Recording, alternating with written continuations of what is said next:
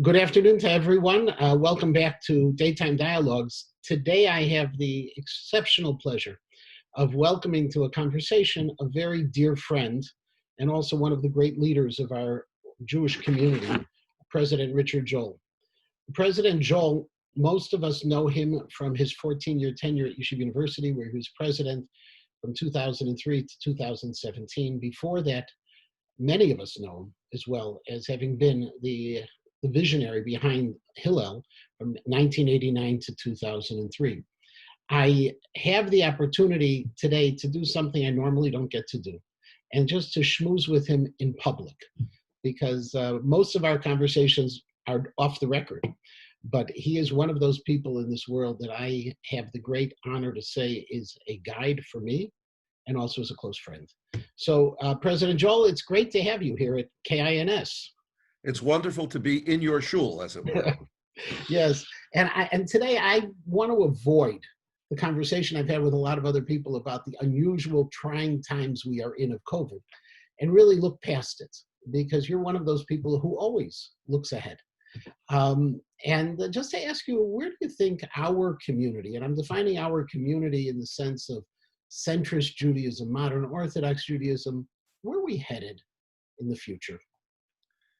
Well, like on CNN, before you answer the question, you say how happy you are to be here. So I'm very happy to be here, but I also want those members of your community who are listening to know the kind of regard that not just I, but the American Jewish community has for your rabbi. I'm saying it so far just the way you wrote it, right? Yeah, almost perfectly. Who's really is a wonderful friend, is a wonderful Torah scholar, is a wonderful leader, and Chicago is lucky to have him, as all of us are. Now, your question, where is the American Jewish community? No, where is the modern Orthodox community headed? Well, with the given that these are the strangest of times and that we're going to get back to a new abnormal, it's a little hard to prognosticate except in this way. I think our community has never been stronger. I think that the vitality of community has been proven through the challenges that we've had with COVID, in that we are not a virtual people. We are a very tactile people. The only way we're virtual is that if you met, in the old days, if you met someone who was a complete stranger and you spoke Yiddish and they spoke Yiddish, all of a sudden you were brothers. So there is that cosmic connection, but it was never put to the test more than it has been. And you've seen two things. You've seen institutions of the community coming forward and quickly adapting to new circumstances. But I think you've seen our community show exactly what it stands for, because without the walls of the Beis Medrash, without the shul, without the community meetings, we learned immediately to act because we need each other. And there was solidarity because we were modern Orthodox.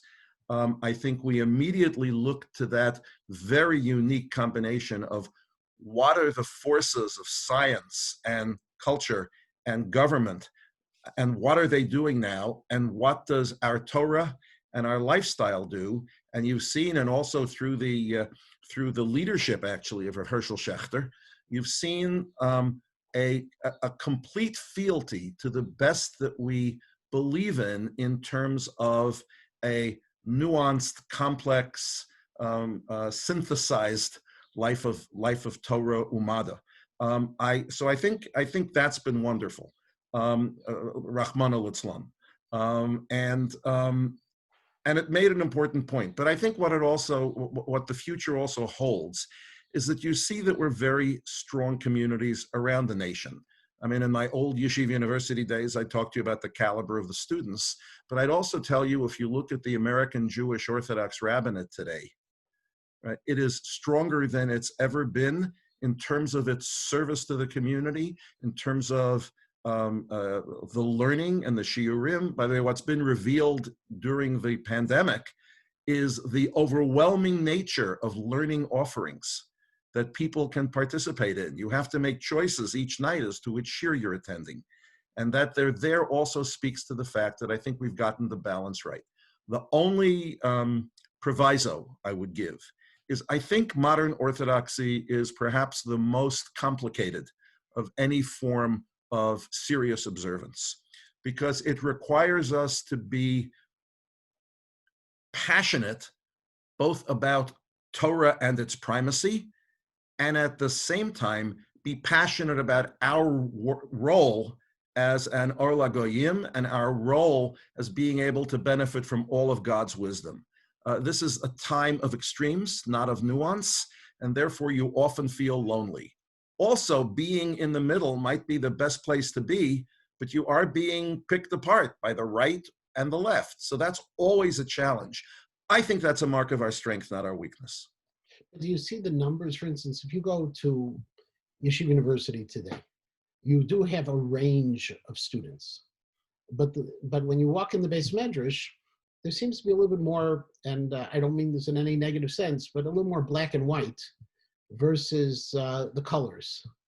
The leadership is a leadership of Torah Umada. But enough of our next generation, and I use yeshiva just as one, but really one of the major institutions for the future. Do you see it really keeping that way? Do our kids stay with where we're at? It's a special pleasure to disagree with you and say that you're wrong. Right now, if you go into our Beis Medrash, you'll see nothing. But if you go online, you'll see our Beis Medrash, you'll see Junesman, you'll see Shiurim, you'll see the safest kind of chavrusas. Excuse me. In my judgment, I think there's a much more intense, not right-wing Yiddishkeit. I mean, the truth is that, yes, at any night, you go into the Beis Medrash and you'll see 600 people at night seder, which is voluntary. I don't think Volozhin in its prime had 600 people. And I think if you look at them, now given I haven't been there for a few months, excuse me, it's not the black and white, it's polo shirts, and it's white, and it's blue, and it's kippot srugot.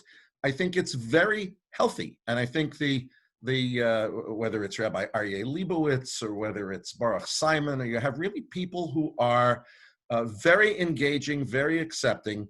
The diligence of the students in their academic studies has also never been greater and never been broader. I think it's there. I think also, though, you have, for example, the different learning options at YU. You have a much stronger, what's called the Beis Medrash program, which is more generalized study. You have a much broader Isaac Breuer College, which is basically a Judaic program.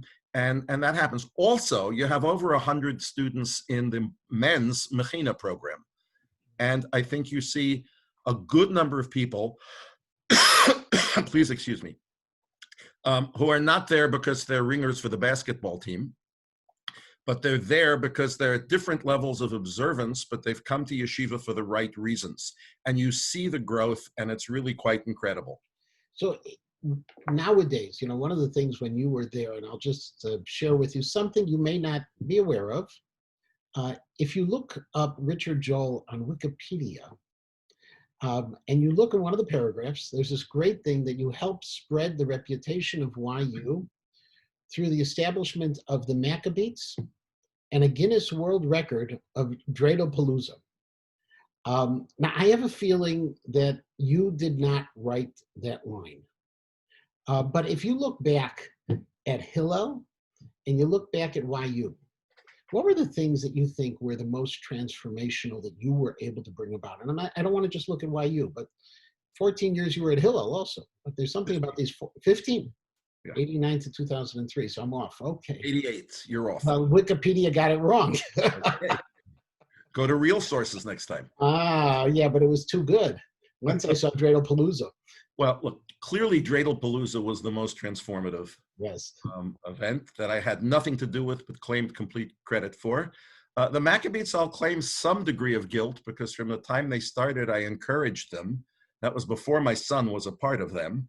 They even included me in their first CD, Rachel Mevakel Al-Boneha. Yes. And I'm going to spare you. They must have had it. But it's cut 8 on their first album. But in terms of what you were able to do, if you look. By the way, the influence of the Maccabees is profound. It's profound, and it's been profound for Yeshiva University, and it's most profound not in the Orthodox community, because people still have a question mark when they hear that someone is Orthodox. And when they see bright, sharp, respectful young people doing beautiful music, dressed cool, it does a lot of good. What's most transformational? I think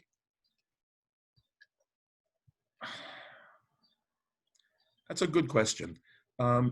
I believe the first thing that I hope was transformational was being was Havemi Talmidav Shel Aaron, Oev Shalom, Rodev Shalom, Oev Es Habridos, Umakarvan La Torah. I think that's a real master principle. So if I was able to encourage people to, first of all, think about being nice, think about being welcoming, having a sense of kavod habrios, and a sense that each of us is indeed created b'tselem Elokim. I think that's profound, and it's sad that I think that's transformational. But I do believe the notion of dialing it down a little bit, getting past the surface, and saying there is something, I don't have to fight with everyone all the time. There's something about everyone that I can identify with or quietly disagree with. And I think in both venues that was important. In Hillel, it was, I was the Orthodox Hillel president in a world that was anything but that. I guess also the transformational, I don't know if it's transformational, it was important to me, was the mission statement I drafted for Hillel was that our role was to maximize the number of Jews doing Jewish with other Jews. The notion of doing Jewish, we've always been called a people of deed and not creed. And yet we very quickly fall back into the creed. And I think on campus, it was critical to say that what we want you to do is own your Jewishness. So the problem there is that the vast majority of students on campus have not rejected Judaism. They've never seen it. They don't know it. They haven't experienced it.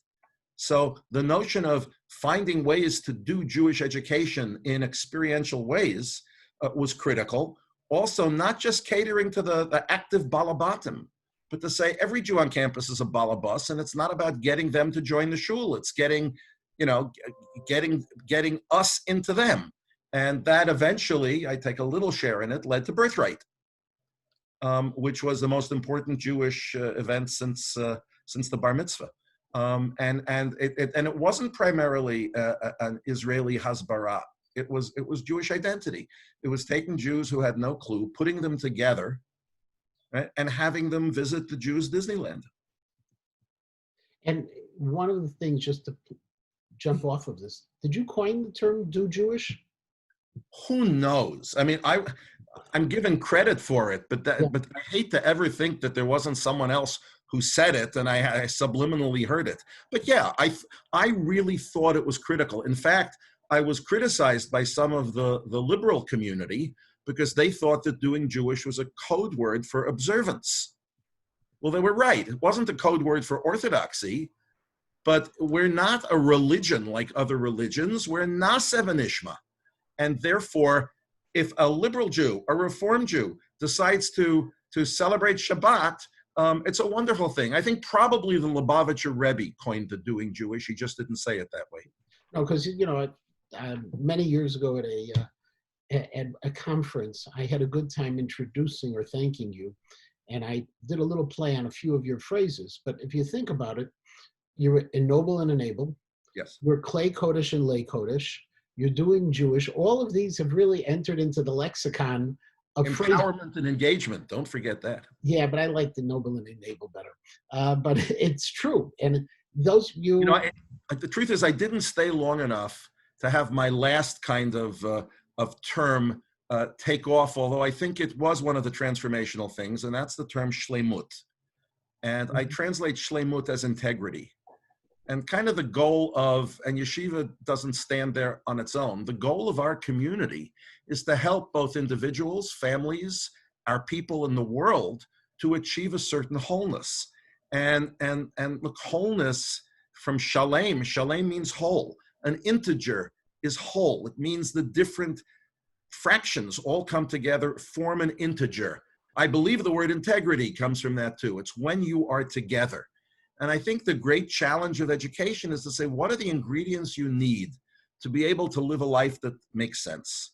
What are the ingredients you need to be able to profoundly matter? I teach, as you know, I teach an undergraduate class in leadership. And the first thing I do after I ask them all the questions is I give them my definition of leadership. And I say that my definition of leadership is taking responsibility. And if you look at Moshe Rabbeinu from the first time that he saw the Mitzri smiting the Ivri, and he said, "Vayifen ko v'cho vayar ki ein ish." I looked hither and yon, and I didn't see anyone. So there are all kinds of mefarshim that say things. I think it was much more a cathartic, inner-directed statement that Moshe looked at this thing. He looked at being Prince of Egypt and being a Hebrew slave and seeing both of them right in front of him. And he said, wow, Vayifen ko v'cho, I'm looking here and I'm looking there. Vayar ki ein ish. Who am I? And that's the time that he took responsibility. And that's repeated again and again. So, and of course, every Jewish parent wants to say that their child is a leader. You can say it properly, because if you teach your child that they are stakeholders, that they have to act, that I think that's the most transformational. If I'm known for shlemut, meaning shalom, and meaning wholeness, and meaning taking responsibility, and my children know that, I'll be a very happy person. No, I remember that being among the messages towards the latter part of your tenure at YU. I remember the earlier part, it was Torah Umada L'Chatchila, right, where you were saying we have to be proud of who we are, and it's not just an accommodation to reality, but it is the reality. You do have to understand that the years of the 70s and the 80s were years when the concept of Torah Umada was under a great deal of challenge. And my revered predecessor, Dr. Norman Lamm, Zecher Tzaddik Livracha, really took the lead for the whole community in articulating what Torah Umada was, and in also fending off some of the attacks, and he was the subject of many attacks. I just thought the next step, and I was always talking to Dr. Lamm about this. He never gave me instructions, and he was always very intent on my finding my own path. But it resonated with him. The notion that we are not apologetic. It's Torah Umada L'Chatchila.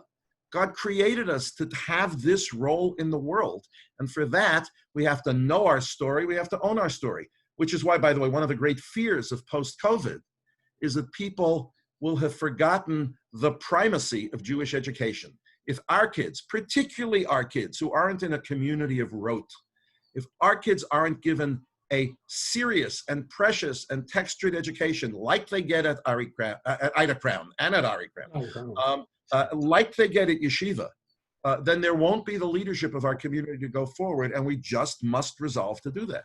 Which is interesting. Yesterday I had a meeting with teachers at Ida Crown, and we were talking about what was the one message that we need to take forward that we've learned from all of this.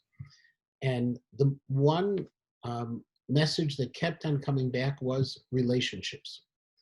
That in this era of separation, it has impacted the personal relationships we can have with children.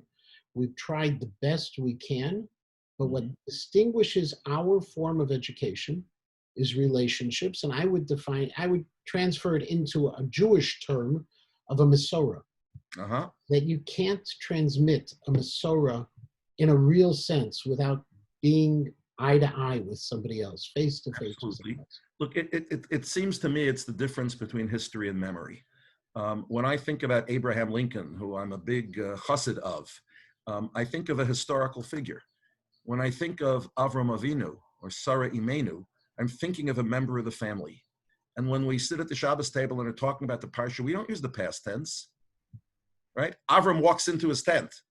So I think the truth is young people were alone and atomized and feeling very insignificant before this. The technology, and I think the misuse of the technology, has made us all feel balkanized, irrelevant, powerless, and with barriers between us, even if the barrier is the internet. And I think one of the things that's happened here is you really have to speak to the people in your home. Yes, we've used the internet more, but we're very aware that we're using it more, and we're using it much more person to person and face to face than we have in the past. The beauty of us is that we get to be in the same shul and fight with each other, or that we're in a community where we have to have a shul that, that I go to and a shul that I won't go to. It's all intimate. And I think you're exactly right. I think the beauty of listening to your drushes, which I do on the Thursday night, is that you manage to both talk serious Torah and not talk politics, but talk about responsibility and how we have to look at the world and look at it through our lens and resolve to do something about it. In terms of approaching and trying to influence the next generation, I was on another call earlier today, or a video conference like this, with some of the young leadership from the Federation, people who are up and rising, up and coming leaders. And their commitment to the state of Israel is very different than what I grew up with and what you grew up with. It is something that you can question and you can protest. Netanyahu's suggested annexation of certain parts, according to the Trump plan, is something that they're saying, well, if he does this, people are going to walk away from Israel. And I know you were involved with the establishment. You were a piece of the birthright. But how do we account for that change in that relationship? Is it just because they haven't experienced crisis like we did? They don't remember wars. They don't remember the existential threats. How do we do that? This is not a generation that's faced existential challenges. And I tell you, until fairly recently, I was one of the people when I was at Hillel who really believed that we had seen the last of serious anti-Semitism in the United States. I was wrong. But the average young Jew, even today, gets to campus without ever having experienced a single act of personal anti-Semitism. We're also living in a world where our children believe what we teach them about the goodness of other people. I think that our memories of Israel are memories. They're intimate memories, and they're very tied up with Shoah, and then they're very tied up with our pride at this extraordinary country, at this democratic country that has done incredibly, and it's now our homeland, and it's our family, and we're there. I will suggest to you, therefore, that our relationship with Israel is much more emotional than that of our children.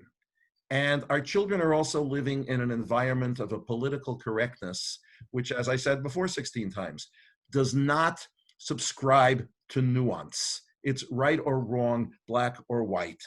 And when I was at Hillel, I made up a sign, another phrase, that were all our signs because Israel was a real issue on campus. And it said, wherever we stand with Israel. And that was a statement that said, you can be on the right, you can be on the left, you can want 2 states, you can want 3 states, you can want 1 state, but we believe in Israel as a democratic Jewish state within secure and recognized boundaries. Now, for the average kid, he's not being assaulted by the pro-Palestinians as much as he's being assaulted by his own questioning. Who are the Palestinians? How do we deal with having over 1 million people in our borders? When we look to the future, what do we think of doing with them? Without the knowledge of the fact that who is it we're supposed to negotiate with? Without the fact of, if we stop being vigilant, there are many, many people who will immediately attack Israel and seek its destruction. But the problem is, these are days of simple slogans, and it's complicated, doesn't sell a lot. Another reason why birthright has to be critical, you see the land, you see how small it is, you see all the wondrousness there, you see Arab Israelis, and you realize that there's a long progress. How they deal with Netanyahu's talk of annexation, I don't know. You'll have to tell me how to do it, because I have trouble dealing with it. So we're coming to almost the end, but I'm having people will hang up now. No problem, but I'm having too much fun. So if there was one message that you want to teach to the next generation, one idea, and including your shlemut, including a noble and enable, including leadership, including a love of Israel. If you had one, I gave you 5 minutes with a group of outstanding teenagers, what would you tell them? Yeah, I'd start with God. We haven't mentioned that yet. I don't know that any of, I mean, it's a very wonderful lifestyle. You know, if I go up to Shemayim and instead of the Ribono Shel Olam, I see a guy, I see the Archangel Gabriel at the pearly gates, and he'll say, "You guessed wrong," right? So I guessed wrong. I will have had an incredible life with wonderful good deeds, with wonderful communities. I just never will have tasted lobster. Chaval. But that's the only issue. So I don't know how we do this without, and I don't know that you hit everybody over the head with it. But the truth of the matter is everything we are is based on the fact that we are created b'tselem Elokim, that there's a God in heaven, that we have a relationship with God, that God cares for the world, and that God involves himself as Hashem and Elokim in all different kinds of ways. And that doesn't mean we look to God for every answer. In fact, we look to God for every question. But that begins the discussion of the human's place in the world. I teach a course in the social work school on the philosophy, the Jewish social work philosophy. We talk about, you know, big issues about good and evil, and about the sanctity of time, and about all these kind of issues. They all come from there. However, I think it's very important for young people to go to Israel, not on a ski vacation, and doesn't have to be on a denominational trip, but in our community, we have lots of wonderful ones once they restart. I think for our community, the year learning in Israel at an appropriate school, I think the years of students flipping out has changed. I think it's one of the things that Yeshiva University helped with. I think it's very important to be educated from the beginning and to be in a community where your friends, living together in a community where your friends do that. For Hamon Am, I think the terms I use is they have to know the story and they have to own the story. And that means, I mean, there's less Jewish education for most Jews now than there was in the days of the Talmud Torah. And we have to find ways, starting with preschool and with all kinds of things, you know, PJ library and all the different tools at hand, and camping. Experiential education, I think experiential Jewish education is critically important. My daughter's a professional at it in Jerusalem. And I think that matters. They have to know the story. I mean, they have to know there are 10 commandments. They have to know there are 10 of them, and they have to know that they're not 10 suggestions. How they relate to it then is a little different. So it's a matter of owning the story, and knowing the story and owning the story. A Shabbat experience. Again, the Rebbe had it right. Light Shabbos candles. Have a Shabbat meal. Recognize there's a holiday. Celebrate your Jewishness. Relate to Israel. And God. It starts with God. Okay. I want to thank you so much. This has been a joy and a pleasure. It doesn't replace our opportunity to have a conversation during the week, but it does give everyone a little bit of a taste of what President Joel brought both to the Jewish community at YU and at Hillel, what he continues to bring to our Jewish community, and the reason why I look to him so often for guidance and for advice and inspiration. Well, thank you. Vice versa. I'd also say that the Chicago community is one of my proudest, I'll be very arrogant and say I contributed to the great achievements of the modern Orthodox community. The collaboration with Rabbi Matanki and others to create the Kollel that really has been somewhat transformational in Chicago and has modeled a serious Yiddishkeit that embraces the world. I'm very grateful for Chicago. And the few times I've been there, I've loved it. I thank you for your time, and it's a pleasure to be with you, Rabbi Matanki. Thank you very much, Mr. President. And I'll take off my jacket now. You can take off your jacket now. Thank you.